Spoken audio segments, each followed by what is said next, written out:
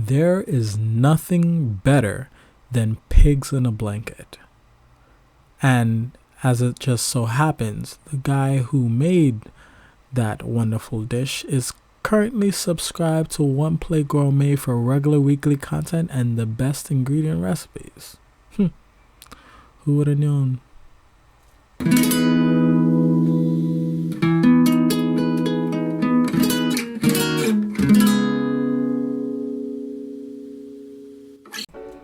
Welcome back everybody to another episode of One Plate Gourmet.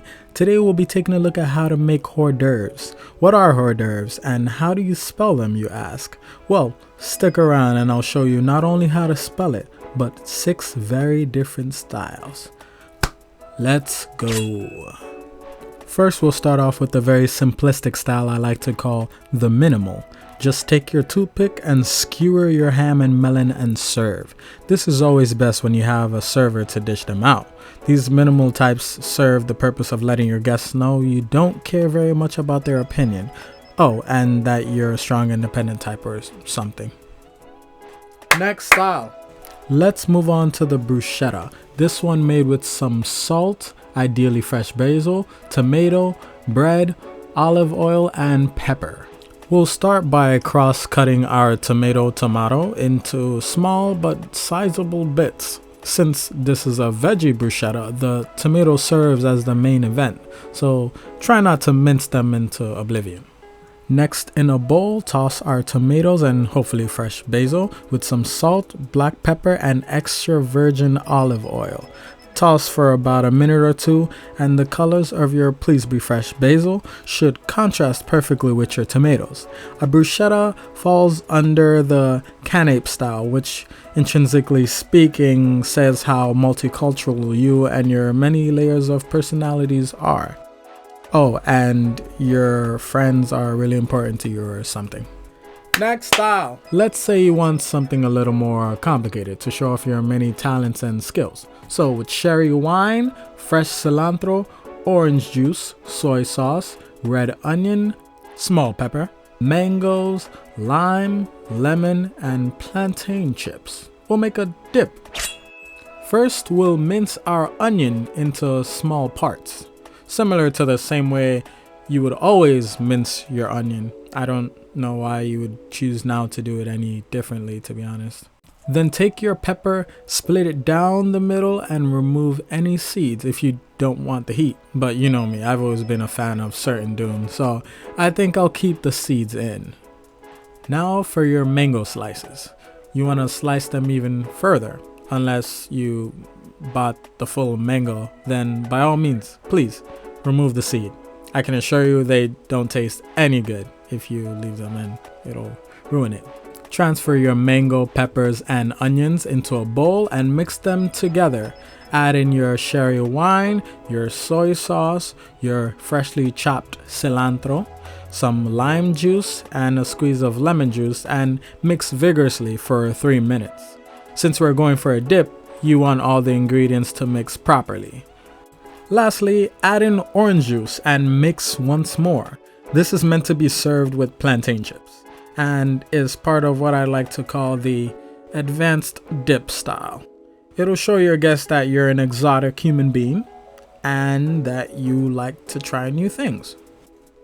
Next style. Let's say you just wanted to be lazy. Celery, baby carrots, baby tomatoes, and ranch. You already know where I'm going with this. Take your ranch and dip your celery in it. Take your ranch and dip your carrots in it. Take your ranch and dip your tomato in it.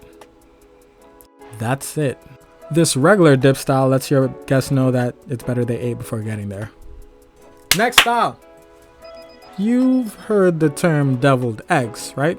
Well, with mayo, relish, mustard, black pepper, paprika, salt, and eggs, you can make your very own little Lucy egg. Just into boiling water goes your 4 eggs and let them boil for about 6 to 8 minutes on both sides. Retrieve them in some ice water and then peel them. Cut them in half with a knife and then take out the yolk with a silver spoon, because you know what they say about eggs and spoons. In that same bowl, mix your egg yolk with mayonnaise, some relish, mustard, then season with salt and black pepper to taste, and mix it all together till a homogeneous mixture forms. Once that's done, scoop it back into the egg halves you made. The number of egg yolks you use will serve the exact number of eggs here. This style is what I like to call the one. It'll show your guests your class and tell them you're a man of exquisite culture and that you enjoy eating out most of the time. Next style. But this time, what if you have your not so average Joe coming over and you want to impress? Let's use sirloin steak, curry powder, sugar, cilantro, chili paste, peanut butter, fish sauce, coconut milk, and vegetable oil.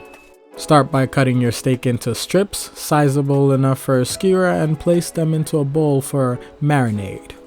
In that bowl, add half your coconut milk, your curry powder, your sugar, and your freshly chopped cilantro. Add your fish sauce and some oil on top. Mix it together to let marinate for a couple of minutes while you prepare your sauce. So in a pan or a little pot, force your peanut butter out the cup and let it heat up till melted.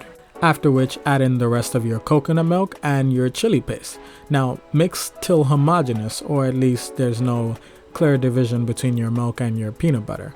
Hopefully no one there has a peanut allergy.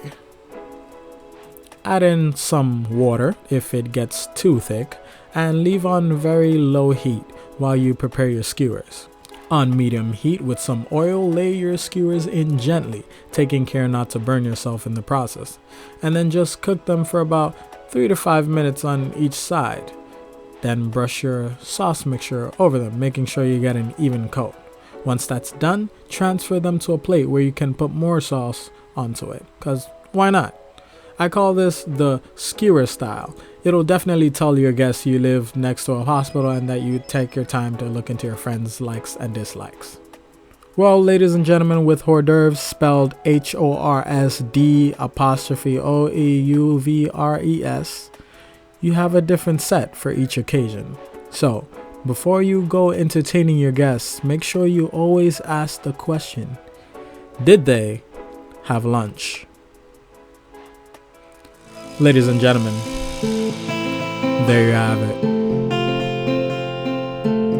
Like always, ladies and gentlemen, don't forget to like, comment, and subscribe. If you want to see the trailer for this episode, click up there. If you want to see more, go ahead and click down there. And as always, thanks for watching.